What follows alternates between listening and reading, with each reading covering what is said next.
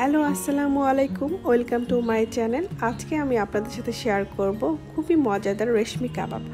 আমরা অনেক সময় দেখা যায় বাইরের খাবার খেতে খুব পছন্দ করি, আবার খেতে ইচ্ছা করে, বাট অনেক সময় আমরা খেতে পারি না যাওয়ার জন্য।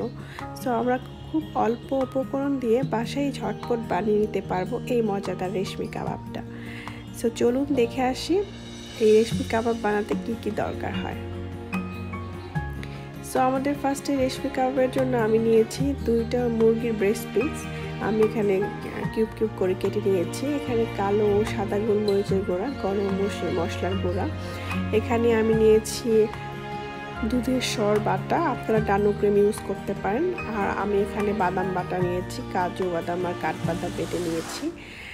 আর তারপরে এখানে নিয়েছি ধনে পাতা আর সামান্য পরিমাণ লবণ আপনার টেস্ট অনুযায়ী। সো এখানে আমি সব একটা বোলের মাধ্যমে সব উপকরণগুলো একসাথে মিশিয়ে নেব।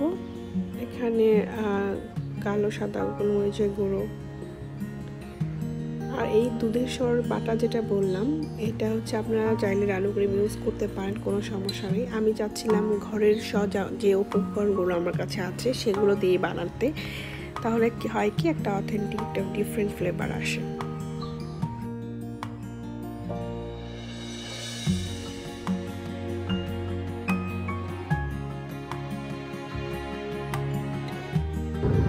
একটা স্প্যাচুলার সাহায্যে আমি সবগুলো একসাথে করে সুন্দর করে মিশিয়ে নিচ্ছি।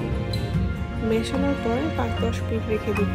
তারপর লাস্টে আমি যেটা করব সেটা হচ্ছে আমি ঘরে বানানোর টক দইটা ইউজ করেছি। টক দই মিশিয়ে নিব। টক দই আমি নিয়েছি 1 কাপের মতন।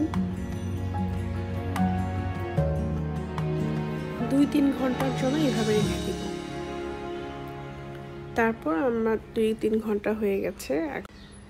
আমি কাঠির মধ্যে মাংসগুলো সুন্দর মতন করে কেটে নিচ্ছি। একটা কাঠিতে লক্ষ্য রাখতে হবে 4টার বেশি দেওয়া যাবে না।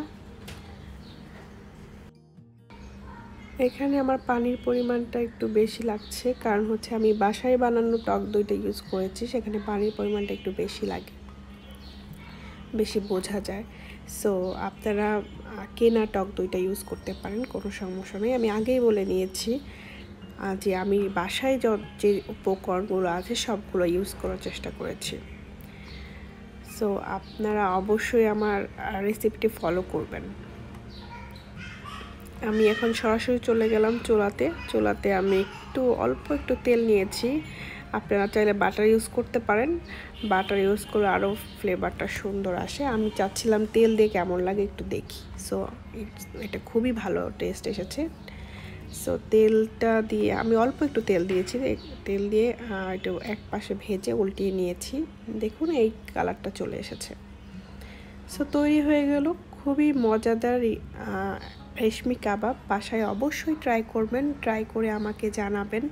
আর যদি আপনাদের রেসিপিটি ভালো লেগে থাকে অবশ্যই লাইক, কমেন্ট এবং শেয়ার করবেন সবার সাথে। আর বাসায় যদি ট্রাই করে থাকেন আমাকে কমেন্টে অবশ্যই জানিয়ে দেবেন। আর আমার গ্রুপ আছে, আমি ডেসক্রিপশন বক্সে দিয়ে দিব, সেই গ্রুপে আপনারা পোস্ট করতে পারেন। ভালো থাকবেন, আল্লাহ হাফেজ।